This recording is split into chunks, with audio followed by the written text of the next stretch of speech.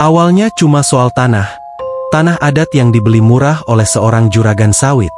Tapi sejak lahan itu digarap, pekerja satu persatu hilang, dan kebun yang katanya subur, malah pelan-pelan mati. Tak ada hantu, tak ada kutukan dari langit, hanya tanah yang menolak orang tamak. Cerita dimulai. Nama juragan itu Pak Surya Wibawa. Orang paling kaya di desa Tumbang Luuk.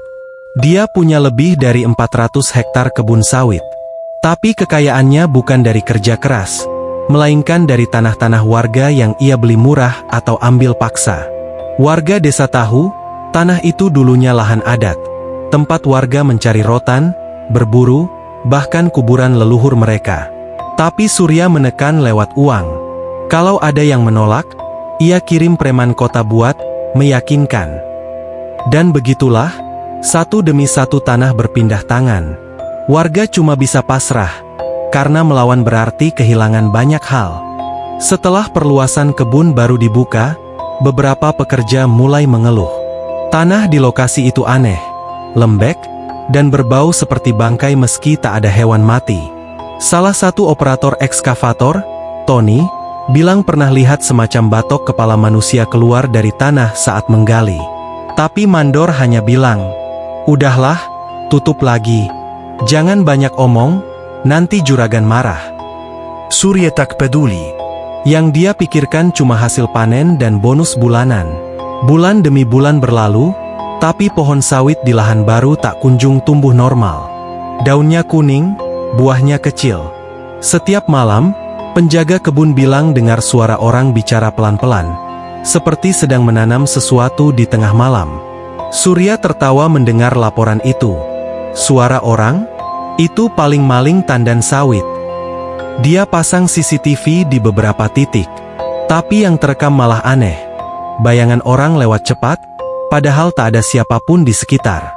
Mandor lama, Pak Rahmat, orang yang paling lama kerja di kebun itu, suatu malam tidak pulang. Motor dan sendalnya ditemukan di tepi blok 12, daerah paling baru dibuka. Pencarian dilakukan, tapi tak ada jejak. Beberapa hari kemudian, polisi datang hanya menemukan baju compang-camping dan sisa darah di tanah berlumpur. Tapi tidak ada bukti pembunuhan, tidak ada pelaku. Warga mulai berbisik, "Itu tanah adat, dia tersesat di sana." Setelah kejadian itu, bisnis Surya mulai goyah. Buah sawit busuk, harga turun, dan 2 perusahaan pembeli menunda kontrak. Para pekerja satu persatu berhenti. Sementara di rumah, istrinya sakit keras. Dokter bilang cuma kelelahan, tapi malam-malam, istri Surya selalu teriak ketakutan. Katanya mendengar suara langkah di dalam dinding. Surya makin keras kepala. Ia bilang semua ini cuma omong kosong orang kampung yang iri dengan kekayaannya. Suatu pagi, sebuah truk pengangkut sawit terguling tanpa sebab di jalan tanah menuju blok 12. Sopir tewas di tempat. Polisi bilang, jalan terlalu lembek karena struktur tanah tidak stabil. Tapi pekerja bilang, malam sebelumnya ada suara tanah bergetar seperti gempa kecil. Beberapa orang percaya, mungkin lahan itu sedang menelan yang di atasnya. Sejak itu, tidak ada lagi yang berani melewati blok itu setelah maghrib.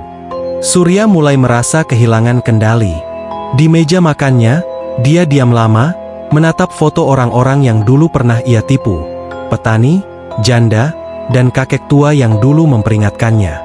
Ia ingat terakhir kali kakek itu datang sambil berkata, "Tanah ini milik leluhur kami. Kalau kau paksa, tanah itu akan menolakmu." Waktu itu Surya tertawa. Sekarang, tawa itu berubah jadi sesal yang menekan dadanya tiap malam. Dia mulai kehilangan tidur. Kadang, dari jendela rumah, dia lihat cahaya lampu di kebun, seperti orang sedang menyalakan obor di antara pohon.